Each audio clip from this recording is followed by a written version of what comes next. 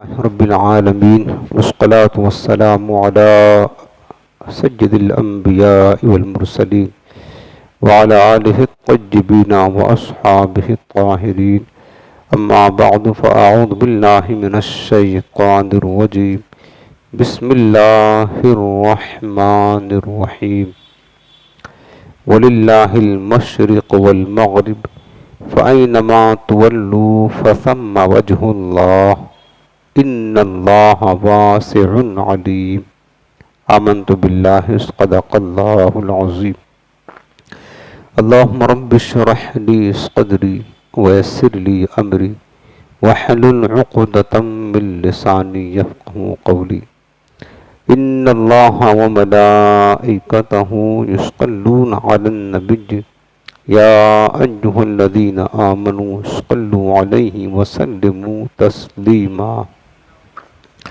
اللهم صل على سيدنا وشفيعنا وكريمنا ونبينا مولانا محمد وعلى آله وصحبه وبارك وسلم۔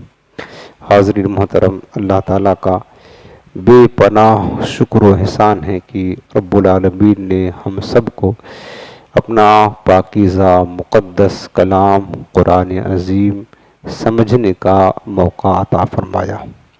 الحمدللہ علی احسانہ۔ ماہ رمضان گزر گیا۔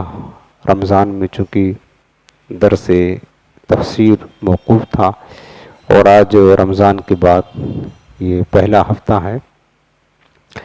سورۃ البقرہ کی تفسیر جاری تھی اور ہم نے جہاں تک مکمل کیا تھا سورہ بقرہ کی آیت نمبر 114 کا درس آپ نے سن لیا تھا۔ آج ہم شروع کرتے ہیں سورۃ البقرہ کی آیت نمبر 115۔ یہاں سے انشاءاللہ درس شروع ہوگا اور اب اللہ نے چاہا تو رب کی رحمت سے تسلسل کے ساتھ ہر ہفتہ تفسیر قرآن کا درس جاری رہے گا۔ اللہ رب العالمین نے ارشاد فرمایا سورۃ البقرہ کی آیت نمبر 115 میں وَلِلَّهِ الْمَشْرِقُ وَالْمَغْرِبُ، اور اللہ ہی کے لیے ہے پورب اور پچھم، یعنی پورب اور پچھم سب کا مالک اللہ تعالیٰ ہے اور سب چیز کو اللہ ہی نے پیدا کیا ہے۔ فَأَيْنَمَا تُوَلُّوا فَثَمَّ وَجْهُ اللَّهِ، تو تم جدھر منہ کرو، فَأَيْنَمَا تُوَلُّوا، تم جدھر بھی منہ کرو گے ادھر ہی اللہ کی رحمت تمہاری طرف متوجہ ہے۔ کیونکہ اللہ رب العالمین تو سمت سے، جہت سے، مکان سے، ان تمام چیزوں سے پاک ہے، تو اگر ہم پورب کی طرف منہ کریں تو بھی اللہ کی رحمت، پچھم کی طرف رخ کریں تو بھی اللہ کی رحمت۔ فرمایا کہ اللہ کی رحمت تو ہر شے ہے، ہر طرف ہے۔ فَأَيْنَمَا تُوَلُّوا، تو تم جدھر رخ کرو گے، فَثَمَّ وَجْهُ اللَّهِ، تو ادھر ہی اللہ کا چہرہ ہے۔ لفظی معنی تو یہ ہے، مراد یہ ہے کہ اللہ کی رحمت اسی طرف جو ہے نا متوجہ ہے۔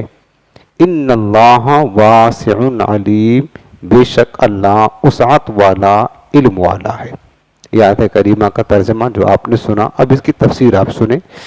اس آیت کی تفسیر میں بہت سارے شان نزول بیان کیے گئے ہیں مفسرین نے، چونکہ یہ ہو سکتا ہے شان نزول کسے کہتے ہیں کہ جو آیت کریمہ اللہ تعالیٰ نازل فرماتا ہے تو بعض اوقات کوئی موقع ہوتا ہے، اس کا پس منظر ہوتا ہے، کسی موقع پر کسی خاص واقعہ کے لیے کوئی خاص حکم بتانے کے لیے آیت کریمہ بعض اوقات نازل ہوتی ہیں۔ تو جس خاص مقصد کے لیے یا جس خاص موقع پر آیت کریمہ کا نزول ہوتا ہے تو اس کو شان نزول کہا جاتا ہے، یعنی کس موقع پر، کس وجہ سے، کس کام کے لیے یہ آیت کریمہ نازل ہوئی، تو جو اس کا پس منظر ہوتا ہے اسی کو شان نزول کہا جاتا ہے۔ یہ جو آیت کریمہ آپ نے سنا اور اس کا ترجمہ سنا، اس کے شان نزول میں بعض اوقات ایک آیت کریمہ کا ایک ہی شان نزول بیان کیا جاتا ہے، بعض اوقات تفسیروں میں ایک ہی آیت کریمہ کے کئی شان نزول بیان کیے جاتے ہیں کہ اس موقع پر نازل ہوئی یا ہو سکتا ہے اس موقع پر نازل ہوئی، اس طریقے سے۔ تو اس آیت کریمہ کے بارے میں مفسرین فرماتے ہیں کہ بہت سارے شان نزول بیان کیے گئے ہیں۔ پہلا یہ کہ ایک مرتبہ صحابہ کرام تاریک رات میں سفر کر رہے تھے، تو قبلہ کی سمت معلوم نہ ہو سکی چونکہ رات اندھیری، تو پھر کیا ہوا، ہر شخص نے جس طرف اس کا دل جمع نماز پڑھ لی، ادھر ہی رک کر کے نماز پڑھ لی. یعنی تمام صحابہ نے غور کیا کہ اب چونکہ کعبہ شریف کدھر ہے، سمت قبلہ کی تعین نہیں ہو پا رہی تھی، تو ہر شخص نے غور و فکر کیا، جس کا دل جدھر جمع ادھر ہی رک کر کے نماز پڑھ لیا. اب جب نماز تو پڑھ لیا، مثلاً 4 صحابہ ہیں تو کسی کا دل اس طرف جماعت ادھر رک کر کے نماز پڑھ لیا، کسی کا دل اس طرف جماعت ادھر رک کر کے نماز پڑھ لیا، کسی کا اس طرف تو ادھر. اب ظاہر سی بات ہے کعبہ شریف تو کسی ایک ہی طرف ہوگا، ہر طرف تو کعبہ شریف نہیں ہے، چاروں طرف سمت قبلہ تو ایک ہی طرف ہے. اب کسی نے صحیح رخ کی طرف پڑھا ہوگا اور کسی نے غلط رخ کی طرف پڑھا ہوگا، لیکن نماز سب نے پڑھی. صبح جب حضور کی بارگاہ میں پہنچے تو اس وقت یہ آیت کریمہ نازل ہوئی. یعنی سرکار علیہ السلام سے عرض کیا کہ حضور ایسا معاملہ پیش آیا تھا، اب رات میں سمت قبلہ کا پتہ نہ چلتا تھا، تو ہم نے غور و فکر کر کے جدھر جس کا دل جمع نماز پڑھ لیا.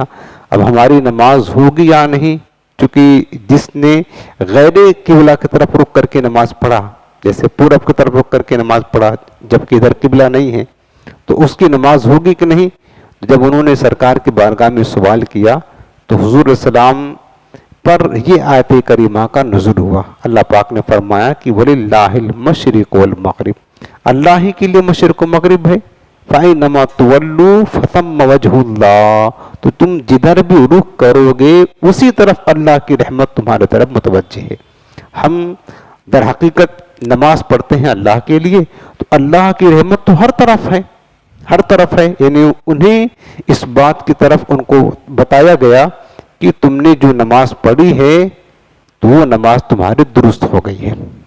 اس کے بعد تفسیر تبیان القرآن میں لکھا ہے، حضرت عبداللہ بن عمر رضی اللہ تعالیٰ عنہ سفر میں جس طرف سواری کا منہ ہوتا اسی طرف منہ کر کے نماز پڑھ لیتے، اور اس آیت سے استدلال کرتے اور فرماتے کہ رسول اللہ صلی اللہ علیہ وسلم سواری پر نفل نماز پڑھتے جس طرف سواری کا رخ ہوتا، اور ارشاد فرماتے کہ رکوع اور اشارہ سے رکوع اور سجود فرمایا کرتے.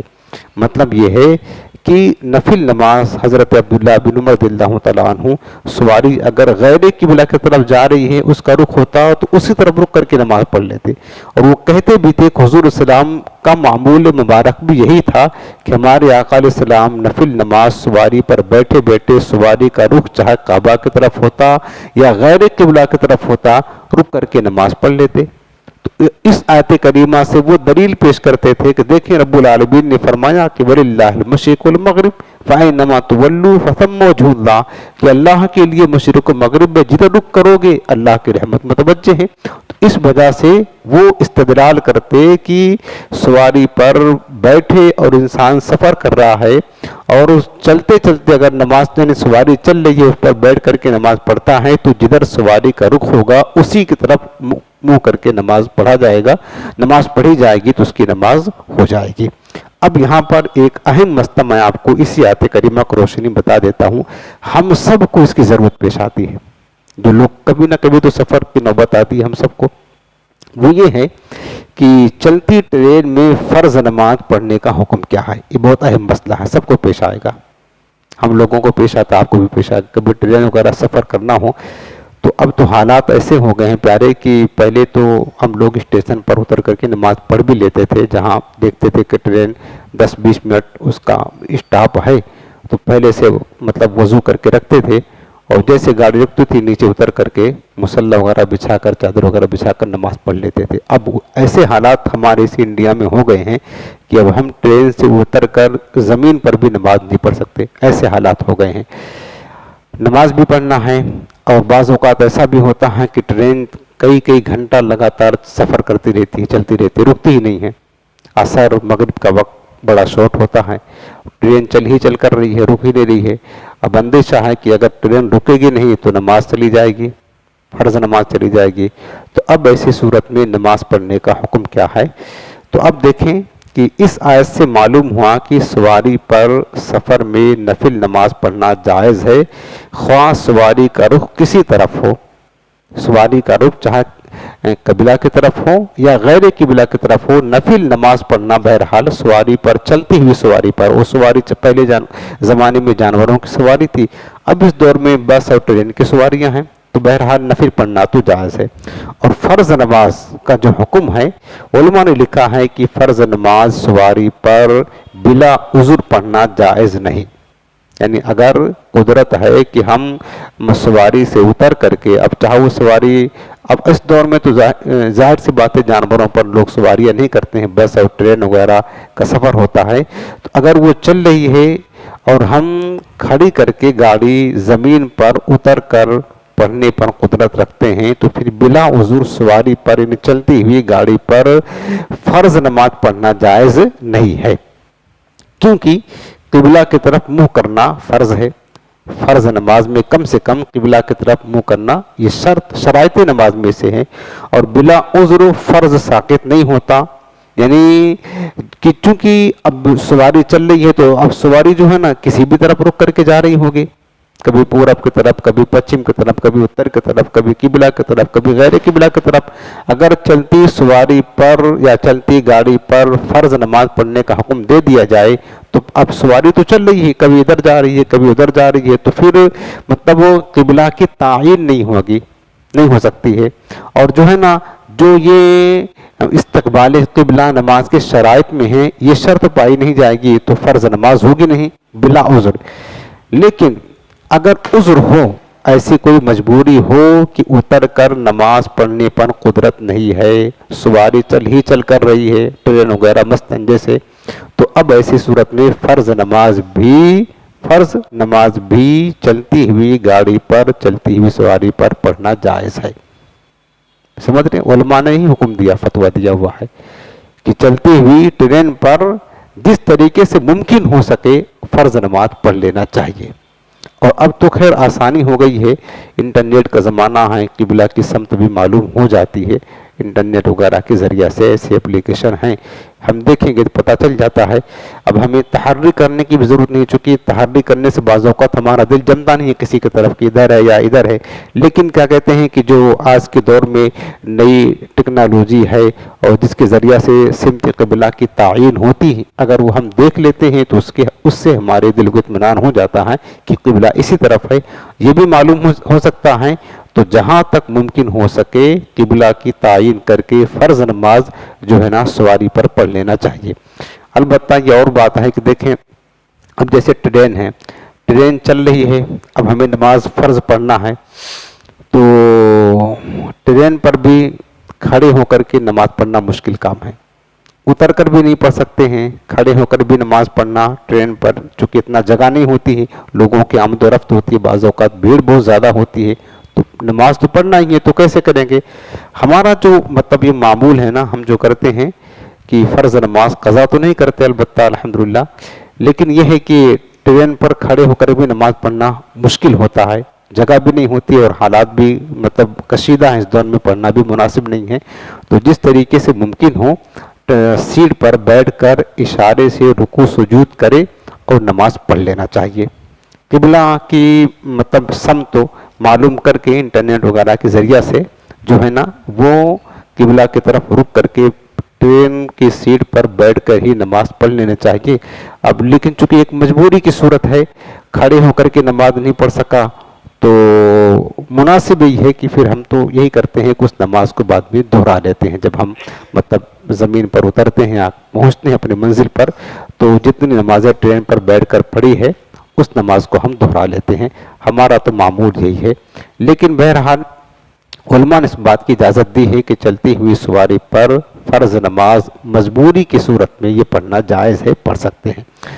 और अगर रास्ता में कीचड़ हो, अब उज़्र की सूरत क्या है, जैसे कि पहले के ज़माने में लोग जानवरों पर सवारियाँ करते थे, तो बाज़ औक़ात जंगलों का रास्ता होता था, बारिश वगैरह होती थी, तो रास्ते में कीचड़ होता था और नीचे उतर कर नमाज पढ़ने से कपड़े कीचड़ में मुलव्वस हो जाते, तो ऐसी सूरत में फ़र्ज़ नमाज जो है ना पढ़ी जा सकती है।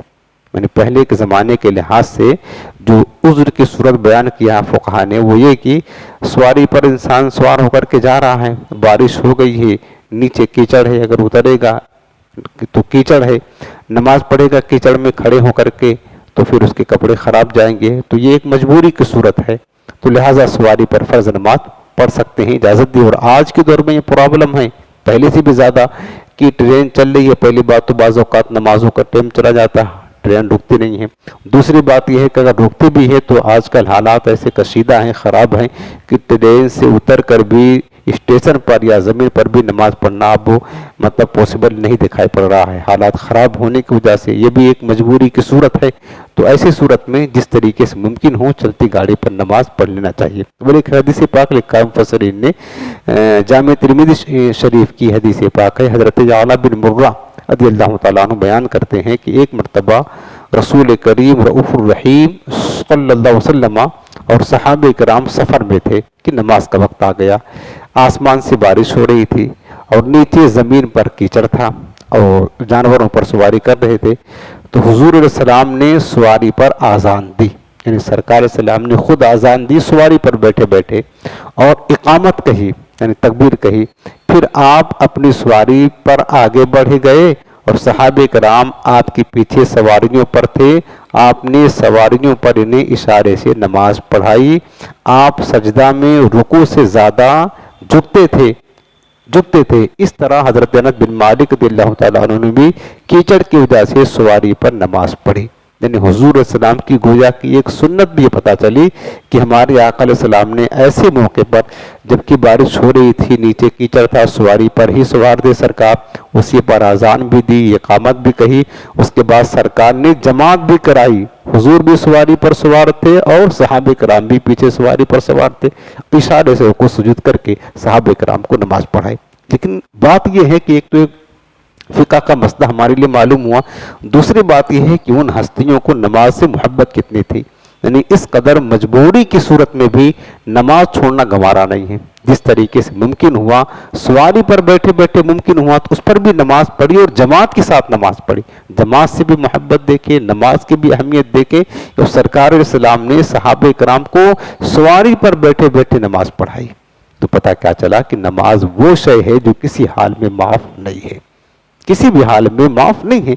अगर मजबूरी की सूरत है तो जिस तरह मुमकिन हो सके वैसे ही नमाज पढ़े। जैसे कि मैंने अभी आपको बताया कि ट्रेन के सफ़र में और बस वगैरह के सफ़र में बहुत मुश्किल है कि आप बस के सफ़र में होता है उतर कर भी नमाज नहीं पढ़ सकते हैं, और बस चल कर रही है, ट्रेन चल रही है और उस पर इतनी जगह भी नहीं होती है कि हम खड़े होकर उसको रुकू सुजूद करें। तो मैंने क्या बताया कि आप बैठे बैठे आराम से किबला की तरफ समत मालूम कर लें, जिस तरह मुमकिन हो बैठ करके नमाज पढ़ लें और हो सके तो बाद में इस नमाज के अदा कर लें। और हमारे आका अलैहिस्सलाम की एक सुन्नत भी पता चली ना हदीस पाक की रोशनी में कि सरकार ने सवारी पर बैठ करके फ़र्ज नमाज सिर्फ पढ़ी नहीं, हुजूर ने सहाबा को पढ़ाई भी है। ये मेरे आका अलैहिस्सलाम की एक सुन्नत भी पता चला। तो पता चला कि ऐसी मजबूरी की सूरत में हमें भी यही तरीका इख्तियार करना चाहिए, लेकिन नमाज हरगिज छोड़ना नहीं चाहिए। दूसरा एक ही तिबियान कुरान में है। अच्छा, मसला उज़्र की वजह से सवारी पर फ़र्ज नमाज पढ़ी तो उज़्र जाने के बाद नीचे उतरकर उसका दोहराना लाजिम भी नहीं है। उलमा ने लिखा हुआ है कि अगर मजबूरी की सूरत में सवारी पर नमाज पढ़ी है तो अब मजबूरी ख़त्म हो गई तो ये लाजिम नहीं करते हैं कि तुम जिस नमाज को तुमने सवारी पर फ़र्ज नमाज पढ़ी है उसको उतर करके बाद में जो है ना उसको दोहराओ, इसको भी लाजिम नहीं किया है। अगर कोई नहीं भी दोहराएगा तो वही नमाज उसके लिए काफ़ी होगी, फ़र्ज उसका अदा हो जाएगा। आसानी इसी में है, लेकिन बहरहाल नमाज हमें पढ़ना है, नमाज को छोड़ना नहीं है। तिबियान कुरान में हदीस पाक लिखी है, हज़रत अब्दुल्लाह बिन अब्बास रज़ियल्लाहु तआला अन्हु बयान करते हैं कि सबसे पहले जिस चीज़ को कुरान ने मनसूख किया वो किबला है। किबला, चूँकि मैंने मनसूख होने का बयान पीछे हमने तफसील के साथ आपको बताया था कि पहले मतलब कोई हुक्म अल्लाह ने नाजिल किया था, उसकी मुद्दत एक ख़ास जो है ना वक्त के लिए थी कि मतलब 2 महीना, 4 महीना, 10 महीना या इस टाइम से लेकर इस टाइम तक इस हुक्म पर अमल किया जाएगा, उसके बाद उसकी जगह पर नया हुक्म आ जाएगा। तो वो पहला हुक्म जो था वो मनसूख हो गया, यानी उसका हुक्म जो है ना उस पर अमल करना उठा लिया गया। ऐसी पूरी तफसील हमने पीछे बयान कर दी है। तो हज़रत अब्दुल्लाह बिन अब्बास फरमाते हैं कि इस्लाम में सबसे पहली चीज़ قرآن نے جس چیز کو منسوخ کیا وہ ہے کیا ہے کہ تحویل یعنی قبلہ ہے، قبلہ کو منسوخ کیا، اور اس کا بیان یہ ہے کہ رسول کریم رؤوف الرحیم صلی اللہ علیہ وسلم جب ہجرت کر کے مدینہ منورہ تشریف لائے تو مدینہ پاک میں زیادہ تر یہودی تھے اہل کتاب۔ اللہ تعالیٰ نے آپ کو بیت المقدس کی طرف منہ کر کے نماز پڑھنے کا حکم دیا کہ میرے حبیب مدینہ منورہ میں آپ تشریف لائے ہیں تو بیت المقدس کی طرف رخ کر کے نماز پڑھیں، اور بیت المقدس بھی اللہ کا گھر ہے، یاد رکھنا، یہ جس طریقے سے کعبہ معظمہ اللہ کا گھر ہے، البتہ کعبہ کی فضیلت زیادہ ہے، لیکن یہ اللہ کا گھر ہے تو بیت المقدس بھی اللہ کا گھر ہے، اور یہ یہود و نصارہ کا قبلہ ہے۔ تو اللہ تعالیٰ نے اپنے حبیب علیہ السلام کو حکم دیا کہ بیت المقدس کی طرف رخ کر کے نماز پڑھیں۔ اس کی وجہ یہ بیان کی گئی چونکہ مدینہ پاک میں یہودی زیادہ تھے، تاکہ یہودی اسلام کی طرف مائل ہوں۔ جب دیکھیں گے کہ مسلمان ہمارے قبلہ کی طرف رخ کر کے نماز پڑھتے ہیں تو ایک مناسبت ہوگی ان کو، تو وہ اسلام کی طرف مائل ہوں گے، اس طریقے سے ان کی دل جوئی ہوگی اور اس طرح اسلام کے قریب آئیں گے، اسلام قبول کریں گے۔ تو ہمارے آقا علیہ السلام نے 16 مہینے بیت المقدس کی طرف رخ کر کے نماز پڑھی۔ پھر کیا ہوا کہ رسول پاک علیہ السلام کی دلی خواہش یہ تھی کہ حضرت ابراہیم علیہ السلام کی قبلہ کی طرف منہ کر کے نماز پڑھیں۔ حضرت ابراہیم علیہ السلام کا قبلہ کون سا تھا؟ کعبہ معظمہ ہے، جو مکہ مکرمہ میں آباد ہے، جس کو حضرت خلیل نے اپنے مبارک ہاتھوں سے بنایا تھا۔ آپ اس کی دعا بھی کرتے تھے اور آسمان کی طرف منہ کر کے بار بار دیکھتے بھی تھے کہ اللہ تعالیٰ حکم نازل فرما دے کہ ہم کعبہ کی طرف منہ کر کے نماز پڑھیں۔ تو اللہ تعالیٰ نے یہ آیت کریمہ نازل فرمائی، قد نرا تقلب وجهك في السماء فلنولینک قبلۃ ترضاها فولی وجهك شطر المسجد الحرام۔ اللہ پاک نے فرمایا کہ میرے حبیب تمہارا بار بار آسمان کی طرف رخ اٹھا کر کے دیکھنا، ہم یہ دیکھ رہے ہیں، ہم تمہیں ایسے قبلے کی طرف پھیر دیں گے جس سے تم راضی ہو جاؤ گے۔ پھر اللہ نے حکم دے دیا کہ فولی وجهك شطر المسجد الحرام، اے میرے حبیب آپ اپنا رخ مسجد حرام یعنی کعبہ معظمہ کی طرف کر لو۔ اب 16 مہینے تک یہ پیریڈ تھا، یہ مدت تھی کہ مسلمانوں کا قبلہ بیت المقدس رہے گا۔ اس کے بعد یہ ختم ہو گئی مدت، تو اب جب اللہ نے حکم دے دیا تو مسلمانوں کا قبلہ کیا ہو گیا؟ کعبہ معظمہ ہو گیا۔ حضرت ابن عباس فرماتے ہیں کہ قرآن نے سب سے پہلے قبلہ کو منسوخ کیا، کہ جو پہلے قبلہ بیت المقدس تھا اس کو منسوخ کر کے کعبہ معظمہ کر دیا۔ اسی کو منسوخ کہتے ہیں کہ بعض اوقات پہلے کچھ حکم ہوتا ہے، اس کے بعد اس کی مدت جب ختم ہو جاتی ہے تو اللہ تعالیٰ اس کے بدلے میں دوسرا حکم نازل فرما دیتا ہے، تو پہلا والا حکم کیا ہوتا؟ منسوخ ہو جاتا ہے۔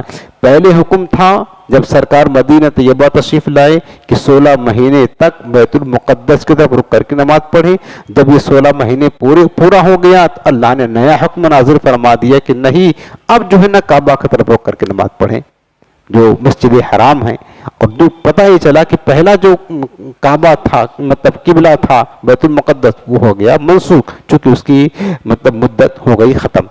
جب ہمارے آقا علیہ السلام نے بیت المقدس سے رخ پھیر لیا اور کعبہ معظمہ کی طرف کر لیا، اس وقت یہودیوں نے اعتراض کیا کہ ان کو ان کے پہلے قبلے کی طرف سے کس چیز نے پھیر دیا، کیوں ایسا کیا انہوں نے کہ پہلے تو ہمارے قبلے کی طرف رخ کر کے نماز پڑھتے تھے اور اب جو ہے نا وہ بیت المقدس سے رخ پھیر کر کے کعبہ معظمہ کی طرف نماز پڑھنے لگے۔ تو اس موقع پر یہ آیت کریمہ نازل ہوئی، اللہ پاک نے فرمایا کہ وَلِلَّهِ الْمَشْرِقُ وَالْمَغْرِبُ، مشرق و مغرب جو سمتیں ہیں یہ سب تو اللہ کی ہیں۔ فَأَيْنَمَا تُوَلُّوا فَثَمَّ وَجْهُ اللَّهِ، تو تم جدھر بھی رخ کرو گے اسی طرف اللہ کی رحمت متوجہ ہے۔ تو یہ سب کچھ اللہ کا ہے اور اللہ جدھر چاہے اپنے بندوں کو رخ کر کے نماز پڑھنے کا حکم عطا کر دے۔ یہ آیت کریمہ کا شان نزول یہ بھی بیان کیا گیا ہے۔ معلوم ہوا کہ قبلہ کی سمت معلوم نہ ہو سکے تو تحبی یعنی غور و فکر کرے، جس طرف دل جمے کہ خانہ کعبہ ایسی سمت ہے اسی طرف منہ کر کے نماز پڑھ لے۔ یعنی حکم شرعی یہ ہے کہ اگر ہم کسی ایسی جگہ پر پہنچ گئے، ہمیں نماز پڑھنا ہے لیکن پتہ نہیں کہ کعبہ شریف کس طرف ہے، کس سمت ہے، اب ہمیں حکم یہ کہ اگر کوئی بتانے والا ہے، کوئی نشانی ہے جس سے معلوم ہو سکتا ہے کہ ہاں وہ بتا دے، جیسے کہ آج کے دور میں انٹرنیٹ ہے، اگر اس سے معلوم ہو سکتا ہے تو اس سے معلوم کر لیں، یا کوئی انسان موجود ہے وہ بتا سکتا ہے تو اس سے معلوم کر لیں، لیکن کوئی صورت نہیں ہے، کوئی صورت نہیں، نہ کوئی بتانے والا ہے، نہ انٹرنیٹ ہے ہمارے پاس کہ ہم جو ہے نا نیٹ کے ذریعے سے سمت قبلہ معلوم کر لیں۔ اب ایسی صورت میں حکم شریعت یہ ہے کہ انسان اپنے دل میں غور و فکر کرے کہ کعبہ کس طرف ہوگا، ادھر ہوگا، ادھر ہوگا، ادھر ہوگا، جدھر اس کا دل جمے کہ نہیں کعبہ ادھر ہی ہے، بس اسی طرف رک کر کے نماز پڑھ لے۔ یہ حکم شرع ہے۔ اب نماز پڑھنے کے بعد میں پتا چلا کہ ہم نے جدھر رک کر کے نماز پڑھا تھا وہ تو کعبہ تھا ہی نہیں، وہ تو غیر کعبہ کی طرف نماز پڑھا تھا، تو حکم شریعت یہ ہے کہ اس کی نماز ہو جائے گی، دوبارہ دہرانے کی ضرورت نہیں ہے، لیکن تحری کر کے، تحری کہتے غور و فکر کر کے نماز پڑھے گا تب نماز ہوگی، اور ایسے ہی بغیر غور و فکر کیے، بغیر معلوم کیے نماز جدھر مرضی چاہے شروع کر دیا، اور بعد میں پتا چلا کہ قبلہ کی طرف نماز نہیں پڑھی، تو اب ایسی صورت میں نماز نہیں ہوگی۔ تحری کر کے نماز پڑھے گا تو جا کر کے اس کی نماز ہوگی، اگرچہ غیر قبلہ کی طرف رک کر کے نماز پڑھا ہے۔ یہ مسئلہ ہمیں وہاں کام آئے گا جہاں پر جو ہے نا ہم ایسی صورت میں سمت قبلہ معلوم نہ ہو سکے کسی بھی صورت میں، تو ہمیں تحری کر کے نماز پڑھنے کا حکم ہے، تو نماز پڑھیں گے تو نماز ہو جائے گی۔ اس کے بعد اگلی آیت کریمہ آیت نمبر 116، وَقَالُوا اتَّخَذَ اللَّهُ وَلَدًا سُبْحَانَهُ، اور مشرکوں نے کہا کہ اللہ نے اپنے لیے اولاد بنا رکھی ہے۔ کیا کہا مشرکوں نے؟ اللہ نے اتخذ اللہ ولدا، اللہ نے اپنے لیے اولاد بنا رکھی ہے۔ سبحانہ، اللہ پاک فرماتا ہے وہ تو پاک ہے، اولاد سے اللہ تعالیٰ کی شان کیا ہے؟ پاک ہے۔ لم یلد ولم یولد، نہ وہ کسی کا باپ ہے نہ کسی کا بیٹا ہے، اولاد سے رب العالمین پاک ہے۔ بل لہ ما فی السماوات والارض، بلکہ حقیقت یہ ہے کہ اسی کی ملک ہے جو کچھ آسمانوں میں ہے، جو کچھ زمین میں ہے، سب کا مالک حقیقی کون ہے؟ اللہ تعالیٰ ہے۔ کل لہ قانتون، سب کے سب اس کے حضور گردن جھکائے ہوئے ہیں۔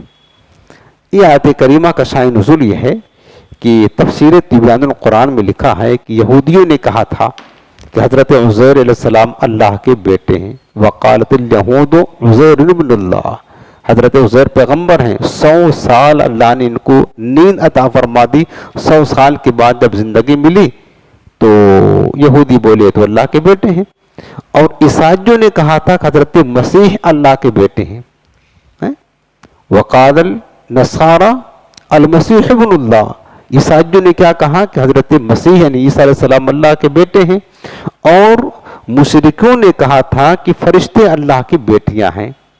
فرشتے کیا ہیں؟ الملائکۃ بنات اللہ، فرشتے اللہ کی بیٹیاں ہیں۔ یعنی یہ تینوں گروہ مشرکین کی، یہودیوں کی، نصرانیوں کی، ان تینوں نے اللہ کے لیے اولاد ثابت کیا۔ اللہ کے لیے کیا ثابت کیا؟ یہودیوں نے بھی اللہ کے لیے اولاد ثابت کیا، نصرانیوں نے بھی اور مشرکوں نے بھی ثابت کیا۔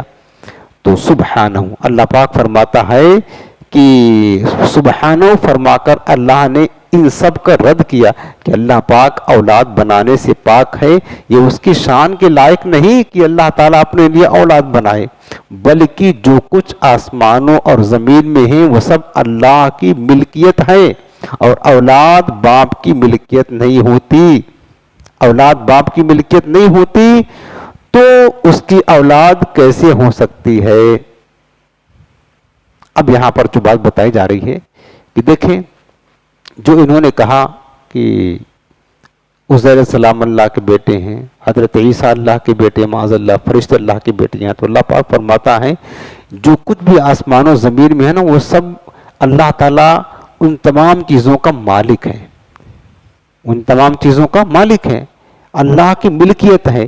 حضرت عزیر بھی اللہ کی ملکیت میں ہیں، حضرت عیسیٰ بھی اللہ کی ملکیت میں ہیں، حضرت اور تمام ملائکہ بھی اللہ کی ملکیت میں ہیں۔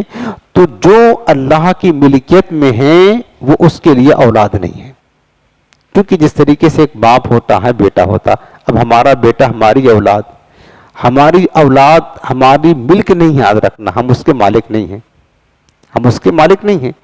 اللہ تعالیٰ کے لیے اگر یہ ہستیاں حضرت عزیر، حضرت عیسیٰ اور ملائکہ اللہ کے بیٹے ہوتے یا فرشتے اللہ کی بیٹیاں ہوتی تو اللہ کے ملک سے خارج ہوتی، کیونکہ بیٹا اپنے باپ کی ملکیت نہیں ہوتا ہے، اولاد اپنے باپ کی ملکیت نہیں ہوتا ہے، جبکہ حقیقت یہ ہے کہ یہ ساری چیزیں اللہ کی ملکیت ہیں۔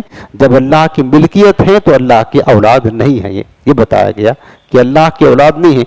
نیز اولاد حقیقت میں ماں باپ کا جز ہوتی ہے، اور آدمی اپنے جز کا مالک نہیں ہوتا، یاد رکھنا۔ مثلا ہمارا جسم ہے نا، ہمارے جسم میں ہاتھ، پیر، آنکھیں سب کچھ ہیں، یہ سب کچھ ہے، ہم اپنے ہاتھ کا مالک نہیں، یاد رکھنا۔ اللہ نے اس کا مالک تو اللہ تعالیٰ ہے، سر سے لے کر پیر تک ہمارے سارے وجود کا، جسم کا مالک اللہ ہے۔ ہمارے پاس اگرچہ ہے لیکن ہمارے پاس یہ بطور امانت ہے، ہمارا ہاتھ ہمارے پاس امانت اللہ نے استعمال کرنے کے لیے دیا کہ تم ہاتھوں سے مطلب پکڑو، اپنا کام چلاؤ۔ آنکھیں ہمارے پاس ہے لیکن ہم اس کے مالک نہیں ہیں، اس کا مالک کون ہے؟ اللہ تعالیٰ ہے۔ اللہ نے ہمیں آنکھیں دی ہیں بطور امانت کے کہ تم اس کے ذریعہ سے دیکھو۔ پیر ہمارے پاس ہے لیکن بطور امانت کے ہم مالک نہیں ہیں، کیونکہ یہ ہمارے جسم کا ایک جز ہے۔ اسی طریقے سے دیکھیں کہ اولاد جو ہوتی ہیں وہ ماں باپ کا جز ہوتی ہیں، تو اس وجہ سے ماں باپ اپنی اولاد کے مالک نہیں ہوتے۔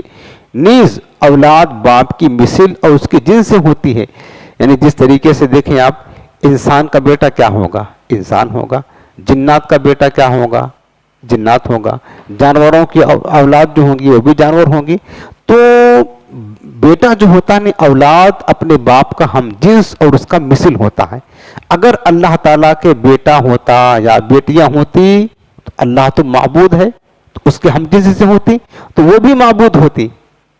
اگر چونکہ بیٹا اپنے باپ کا کیا ہوتا ہے؟ مثل ہوتا ہے، جس طریقے سے انسان کا بیٹا اس کے ہم جنس ہے، اس کا مثل ہے، انسان ہوتا ہے۔ جنات کا بیٹا، جنات کی اولاد، اس کا ہم جنس، اس کا ہم مثل جنات ہوتا ہے۔ اولاد باپ کا کیا ہوتا ہے؟ ہم جنس اور اس کا مثل ہوتا ہے۔ اگر اللہ تعالیٰ کے لیے اولاد ہوتی معاذ اللہ، جس طرح مشرکوں نے دعویٰ کیا، تو پھر وہ بھی معبود ہوتی، کیونکہ اللہ معبود ہے۔ معاذ اللہ، اللہ تو معبود ہے، لیکن اگر اس کی اولاد ہوتی تو وہ بھی الہ ہوتی، وہ بھی واجب الوجود ہوتی، وہ بھی قدیم ہوتی۔ جس طریقے سے اللہ تعالیٰ معبود ہے تو اس کی اولاد بھی اس کا ہم جنس ہو کر کے وہ بھی معبود ہوتی، حالانکہ ایک کے سوا کوئی معبود ہی نہیں ہے۔ واجب الوجود قدیم ذات صرف واحد ہے، وہ اللہ تعالیٰ ہے، بس وہ اللہ تعالیٰ ہے۔ اس وجہ سے اللہ تعالیٰ کی کوئی اولاد نہیں ہے۔ اللہ تعالیٰ لم یلد ولم یولد، اللہ کی شان یہ ہے، نہ اس کی کوئی اولاد ہے، نہ وہ کسی کا باپ ہے، نہ کسی کا بیٹا ہے۔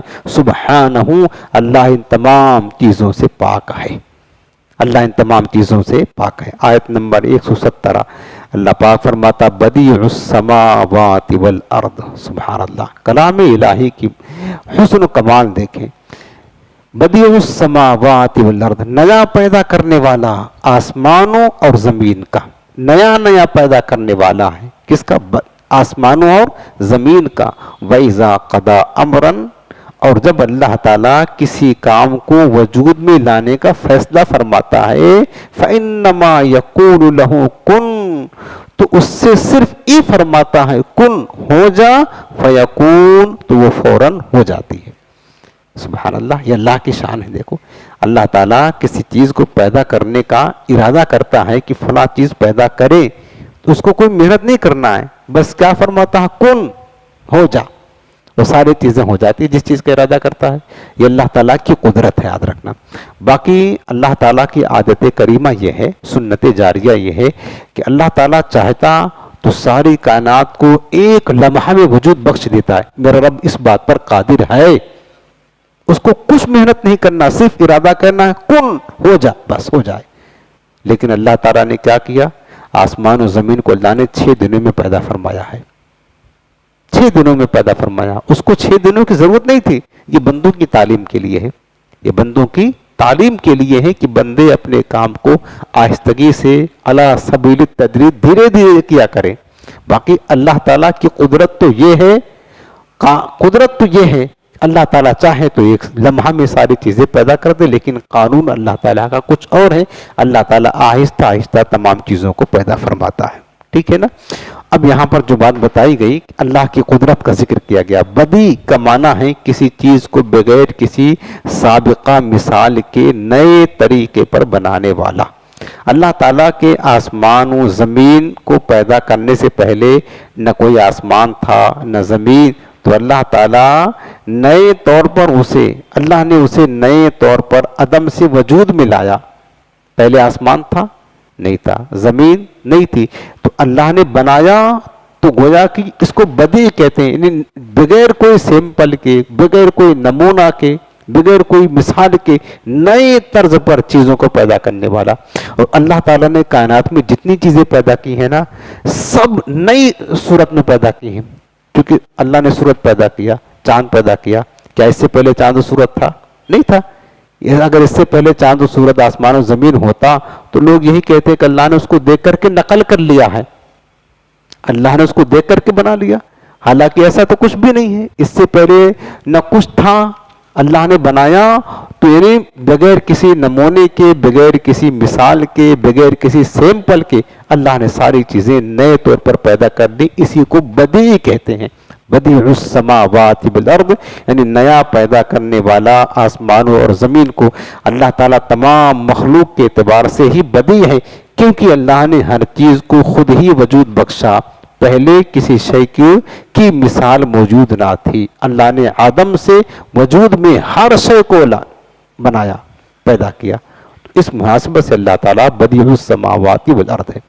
اس کے بعد فرمایا کہ وَإِذَا قَضَىٰ أَمْرًا، جب اللہ کسی امر کا، کسی کام کے ہونے کا فیصلہ اور ارادہ کرتا ہے، جیسا کہ سورہ یاسین شریف میں ہے انما امرہ اذا اراد شیئا ان یقول لہ کن فیکون. اللہ کا حکم تو یہی ہے، اس کا امر، کہ جب اللہ کسی شے کا ارادہ کرتا ہے تو صرف اس سے کہتا ہو جا، فیکون، وہ چیز فوراً عدم سے وجود میں آ جاتی ہے، فوراً ہو جاتی ہے. اللہ کی قدرت کاملہ کا بیان ہے پیارے. جو چیز پہلے موجود ہی نہیں تھی، جس کا کوئی نمونہ نہ تھا، اس کو اللہ نے پیدا کرنا چاہا تو بس فرمایا کہ ہو جا، وہ چیز فوراً ہو گئی. اس آیت سے اصل مراد یہ ہے کہ ایسا ہونا ممکن نہیں کہ اللہ تعالیٰ کسی شے کا ارادہ فرمائے اور وہ نہ ہو. یہ نہیں ہو سکتا ہے. اللہ تعالیٰ کسی شے کا ارادہ فرمائے اور وہ چیز نہ ہو، یہ نہیں ہو سکتا. بلکہ اللہ تعالیٰ کا ارادہ قطعی طور پر نافذ ہوتا ہے، اور کسی شے کو وجود میں لانے کے لیے اللہ تعالیٰ کو انسانوں کی طرح محنت اور مشقت کی کوئی ضرورت نہیں، بلکہ اللہ تعالیٰ کا اس چیز کے وجود کا ارادہ فرما لینا ہی کافی ہے. محنت نہیں کرنا اللہ تعالیٰ کو، بس ارادہ فرما لے اللہ تعالیٰ کہ یہ چیز کرنا ہے، وہ ہو جاتی ہے. یاد رہے کہ اللہ تعالیٰ کسی بھی کام میں کسی کا محتاج نہیں، یاد رکھنا. اور اللہ تعالیٰ کا مختلف کاموں کے لیے فرشتوں کو مقرر کرنا یہ حکمت ہے، حاجت نہیں ہے. اللہ تعالیٰ چاہے تو ساری کائنات اتنا بڑا نظام عالم تنہا اللہ چلاتا ہی ہے. یاد رکھنا، ساری کائنات کا نظام جو ہے نا، تنہا اللہ تعالیٰ ہی چلاتا ہے. لیکن اللہ تعالیٰ نے فرشتوں کی ذمہ داریاں دی ہیں. مدبرات امر، جس کو کہتے ہیں، قرآن نے فرمایا فالمدبرات امرا، کاموں کی تدبیر کرنے والے. اس کائنات میں اتنا بڑا جہان ہے، بہت سارے امور ہیں. بارش برسانا بھی کام ہے، ہوا چلانا بھی کام ہے، روح قبض کرنا بھی کام ہے، روزی پہنچانا بھی کام ہے، بچے کو بنانا بھی کام ہے، وحی لانا بھی کام ہے، بے شمار کام ہے، نامہ اعمال لکھنا بھی کام ہے.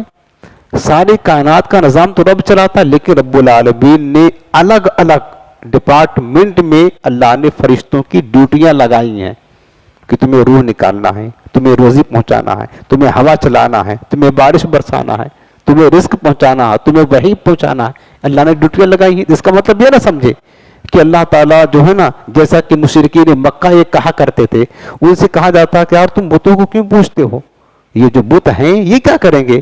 وہ کہتے ہیں ہم اس لیے پوچھتے ہیں کہ اللہ تعالیٰ جو ہے نا، معاذ اللہ، ان کا قول کہ اللہ تعالیٰ نے اتنی بڑی کائنات کو بنایا تو تھک گیا ہے، اب وہ اتنی بڑی کائنات کا نظام سنبھال نہیں سکتا ہے، تو اتنی بڑی کائنات کا نظام سنبھالنے کے لیے اللہ نے ان بتوں کو ذمہ داری دی ہے کہ یہ بت چلا رہے ہیں. معاذ اللہ، وہ بت جو اپنے اوپر بیٹھی ہوئی مکھی نہیں اڑا سکتے ہیں، وہ تو حضرت ابراہیم علیہ السلام سے پوچھو، جب بت خانہ گئے تھے وہ ہتھوڑا لے کر کے پہنچ گئے تھے تو کون چلا رہا تھا؟ تو جو بت اپنے اوپر بیچارے مکھی نہیں اڑا سکتے ہیں، مکھی ہٹا نہیں سکتے ہیں، وہ اتنی بڑی کائنات کا نظام چلا کے دعویٰ کر رہے ہیں۔ خدا جب دین لیتا ہے تو عقل چھین لیتا ہے، تو وہ یہی کہا کرتے تھے کہ اللہ تعالیٰ معاذ اللہ اتنی بڑی کائنات کا نظام نہیں چلا سکتا، تو اللہ تعالیٰ اس کائنات کے نظام کو چلانے کے لیے ان بتوں کا محتاج ہے، لہٰذا ان کو اس لیے پوچھتے ہیں کہ لِيُقَرِّبُونَا إِلَى اللَّهِ زُلْفَىٰ، تاکہ یہ بت کی عبادت ہمیں اللہ کے قریب کر دے، چونکہ اللہ نے اپنے کائنات کے نظام کو چلانے کے لیے ان کو مقرر فرمایا ہے۔ یہ ان کی بدبختی تھی، یہ ان کا شرک تھا، اللہ کو انہوں نے محتاج مانا۔ لیکن یاد رکھنا، بت تو کچھ نہیں کر سکتے، اللہ نے کائنات کے نظام کو چلانے کے لیے فرشتوں کو مقرر کیا ہے۔ اس کا مطلب یہ نہیں ہے کہ اللہ تعالیٰ نظام نہیں چلا سکتا، معاذ اللہ اللہ تعالیٰ فرشتوں کا محتاج ہے، نہیں۔ ایک مثال دیں، بادشاہ ہے نا، تخت شاہی پر بیٹھتا ہے آرام سے، یہ شاہانہ مزاج ہے بادشاہ کا، پانی وہاں رکھا ہوا ہے تو بادشاہ چل سکتا ہے، یہاں سے اڑ کر کے وہاں جائے، پانی لے کر کے اپنے ہاتھ سے پی سکتا ہے، اس کو طاقت ہے کہ نہیں ہے؟ کھانا بھی لے کر کے کھا سکتا ہے، اپنا کپڑا بھی دھو سکتا ہے، لیکن پانی اگر اس کو پینا ہو تو کیا وہ جاتا ہے چل کر کے پانی لینے کے لیے؟ نہیں جاتا ہے، آرڈر کرتا ہے پانی لے کر آؤ، تو اس کے خادم دوڑے دوڑے جا کر اس کے ہاتھ میں لے کر کے پانی تھماتے ہیں، بعض تو اس کے منہ میں لگاتے ہیں پانی، چلو بادشاہ سلامت پانی پیو۔ تو کیا مطلب یہ ہوا کہ بادشاہ محتاج ہے پانی پینے سے، وہ نہیں لا سکتا ہے؟ لا سکتا ہے۔ بادشاہ بہت سارے کام اپنے ہاتھوں سے کر سکتا ہے، لیکن یہ جو ہے نا شاہانہ شان و شوکت ہے، شاہانہ شان و شوکت ہے، بلا تشبیہ۔ آپ یوں سمجھ لیں کہ اللہ تعالیٰ تو ساری کائنات کا نظام آج بھی چلا ہی رہا ہے، لیکن اس کی شاہانہ شان و شوکت یہ ہے کہ اللہ تعالیٰ نے اپنے نظام کو، کائنات کے نظام کو چلانے کے لیے فرشتوں کی ذمہ داریاں دی ہیں۔ تمہیں بارش برسانا ہے، تمہیں روزی پہنچانا ہے، تمہیں پھول اگانا ہے، تمہیں کیا کہتے ہیں کہ روح قبض کرنا ہے، وغیرہ وغیرہ، یہ ساری ذمہ داریاں دی، فرشتوں کو تدبیر کرنے کا اللہ نے اختیار دیا، اور سارا کنٹرول اللہ کے ہاتھ میں ہے، اس کے دست قدرت میں ہے، اللہ تعالیٰ کے دست قدرت میں ہے۔ تو اس کا مطلب یہ نہ سمجھے کہ اللہ تعالیٰ اپنی کائنات کے نظام کو چلانے کے لیے فرشتوں کا محتاج ہے، نہ، جیسا کہ مشرکین عرب سمجھا کرتے تھے کہ اللہ تعالیٰ بتوں کا محتاج ہے کائنات کا نظام چلانے کے لیے، بلکہ نہیں، بلکہ اللہ تعالیٰ کی شاہانہ شان و شوکت یہی ہے کہ اللہ تعالیٰ چاہے تو بغیر فرشتوں کی ڈیوٹی لگائے سب کائنات کا نظام خود بخود چلے، خود بخود چلے۔ اللہ تعالیٰ نے ہدایت کے لیے انبیاء کو بھیجا ہے، ذریعہ بنایا ہے، یہ دنیا ہے، دارالاسباب ہے۔ اللہ تعالیٰ کیا قدرت نہیں رکھتا ہے، کوئی چاہے ڈائریکٹ اپنے بندوں کو ہدایت دے دے، جس کو دینا ہے اس کے دل میں القاء فرما دے، وہ ہدایت یافتہ ہو جائے۔ انبیاء کو بھیجنے کی ضرورت کیا ہے؟ اللہ تعالیٰ تو قدرت والا ہے نا، چاہے تو بغیر نبی کو بھیجے ڈائریکٹ، جس طرح نبی کے ذریعے سے کسی کو ہدایت دیتا ہے کسی کو نہیں دیتا ہے، تو نبی کے بھیجے بغیر ڈائریکٹ اس کے دل میں بات ڈال دے، وہ مسلمان ہو جائے، مومن ہو جائے۔ لیکن نہیں، اللہ کا نظام ہے، اللہ کا نظام ہے، اللہ تعالیٰ، یہ دنیا دارالاسباب ہے۔ اللہ تعالیٰ اس بات کو پسند نہیں فرماتا کہ دنیا میں رہ کر بندہ اسباب کو چھوڑ کر کے جو ہے نا وہ ڈائریکٹ اللہ کی بارگاہ تک پہنچے۔ اب آپ دیکھیں نا، ایک مثال دے کر بات ختم کرتا ہوں، ایک مثال دے کر آپ پڑھتے ہیں قل هو اللہ احد، سورہ اخلاص، سورہ اخلاص پڑھتے ہیں، فرماتے کیا معنی ہوا؟ قل کے معنی ہوتا ہے میرے حبیب آپ فرما دو، اس کا معنی ہے قل معنی کیا ہو؟ آپ فرما دو، هو اللہ احد، وہ اللہ ایک ہے، وہ اللہ ایک ہے۔ اللہ تعالیٰ اپنے بندوں کو اپنی وحدانیت کا پیغام دینا چاہتا ہے۔ کیا چاہتا ہے؟ اللہ تعالیٰ اپنے بندوں کو یہ پیغام دینا چاہتا ہے نا کہ میرے بندوں میں ایک ہوں، بتوں کو میرا شریک مت ٹھہراؤ، یہ بتانا چاہتا ہے۔ اللہ تو قادر ہے کہ ڈائریکٹ بندوں کو بتا دے، نہیں بتا سکتا؟ اگر نہیں بتا سکتا تو رب ہی کیسا ہے بتائیں تو؟ اگر رب نہیں بتا سکتا تو خدا ہی کون سا ہے، معبود کیسا ہے؟ وہ تو قدرت ہے، ان اللہ علی کل شیء قدیر، بتا سکتا ہے، لیکن اللہ نے ڈائریکٹ اپنے بندوں کو نہیں بتایا کہ میں ایک ہوں، بلکہ اس کے لیے کیا کیا؟ قل، اللہ نے اپنے حبیب کو فرمایا کہ میرے محبوب تم فرماؤ، تم فرماؤ۔ تو فرمانے والا یعنی حکم دینے والا رب ہے، اور جس کو حکم دے رہا ہے وہ اس کے مصطفیٰ رسول ہیں۔ وہ کیا ہیں؟ رسول ہیں. اور جو چیز فرمانا ہے وہ اللہ واحد، وہ اللہ ایک ہے، یہ میسج ہے، یہ پیغام ہے، اسی کو رسالت کہتے ہیں. رسالت کے معنی پیغام، میسج، بات کوئی. یہ رسالت ہے. اس پیغام کو پہنچانے کے لیے اللہ تعالیٰ نے اپنے حبیب کو حکم دیا کہ میرے حبیب تم پہنچاؤ میرا میسج میرے بندوں تک. اور پہنچانا کس کو ہے؟ اللہ کے بندوں کو پہنچانا ہے. اللہ تعالیٰ دینے والا حکم، جس کو اللہ نے حکم دیا وہ اس کے محبوب ہے، رسول ہیں. اور جدھر پیغام پہنچانا ہے وہ اس کے بندے ہیں. اور جو چیز پیغام پہنچانا ہے هو اللہ احد، وہ اللہ ایک ہے. یہ رسالت ہے، یہ پیغام ہے، یہ میسج ہے، یہ پہنچانا ہے. اب آپ بتاؤ میرے عزیزوں، کیا اللہ تعالیٰ اس بات پر قادر نہیں؟ اتنا لمبا چوڑا کرنے کی کیا ضرورت تھی کہ محبوب کو دے، پھر محبوب کو پیغام محبوب لے کر کے بندوں تک جائیں، ان کو بتائیں؟ اللہ ڈائریکٹ بھی کر سکتا تھا، نہیں کیا. کیوں نہیں کیا؟ اللہ تعالیٰ یہی بتانا چاہتا ہے کہ میرے بندوں، جب میں تمہیں اپنی وحدانیت کا پیغام دینا چاہتا ہوں، اپنا کوئی میسج تم تک پہنچانا چاہتا ہوں، تو ڈائریکٹ تمہیں نہیں کہتا ہوں. حالانکہ میں قادر مطلق ہوں، میں چاہوں تو ڈائریکٹ بغیر نبی کے وسیلے کے اپنا پیغام تم تک پہنچا دوں. لیکن میرا طریقہ یہ ہے کہ میں اپنا پیغام، اپنا میسج اے میرے بندو تم تک پہنچانے کے لیے درمیان میں اپنے نبی کا وسیلہ بناتا ہوں، اپنے نبی کو ذریعہ بناتا ہوں. اللہ تعالیٰ وسیلے سے پاک ہے، ذریعے سے پاک ہے، حاجت نہیں اس کو. لیکن اللہ کی یہ سنت ہے کہ میرے بندو، جب مجھے اپنا کوئی پیغام تم تک پہنچانا ہوتا ہے تو ڈائریکٹ نہیں، اپنے نبی کے ذریعے سے تم تک اپنا پیغام پہنچاتا ہوں. تو تمہاری کیا مجال ہے کہ جب تمہیں اپنی کوئی بات مجھ تک پہنچانا ہو، تم تو کمزور ہو، بے بس ہو، تو تم بغیر میرے نبی کے وسیلے کے ہمارے بارگاہ میں ڈائریکٹ منہ اٹھا کر کے آ جاتے ہو. کیسے پہنچا سکتے ہو تم اپنا پیغام میری بارگاہ میں ڈائریکٹ، جب تک میرے نبی کو ذریعہ وصول نہ بناؤ؟ یہ اللہ نے میسج دیا بندوں کو، اللہ نے میسج دیا کہ جس طریقے سے میں اپنا پیغام تم تک پہنچانے کے لیے اپنے نبی کا وسیلہ اختیار کرتا ہوں، جبکہ اللہ محتاج نہیں، اپنے نبی کو ذریعہ بناتا ہوں، تب جا کر اپنا پیغام پہنچاتا ہوں. تو تمہیں بھی چاہیے کہ اپنی کوئی بات جب مجھ تک پہنچانا ہو تو ڈائریکٹ منہ اٹھا کر نہ ادا کرو، میرے محبوب کے وسیلہ لے کر پھر میری بارگاہ میں کوئی چیز پیش کیا کرو، تاکہ میری بارگاہ میں تمہاری دعا قبول ہو جائے. یہ اللہ تعالیٰ کی شان ہے. اللہ ہمیں اس پر عمل کی توفیق عطا فرمائے. وقت کافی ہو گیا، بس آج ہم یہیں پر آیت نمبر 117 تک اپنا درس موقوف کرتے ہیں. انشاءاللہ آئندہ پھر آگے اس کا جاری رہے گا. اللہ تعالیٰ ہم سب کو عمل کی توفیق عطا فرمائے.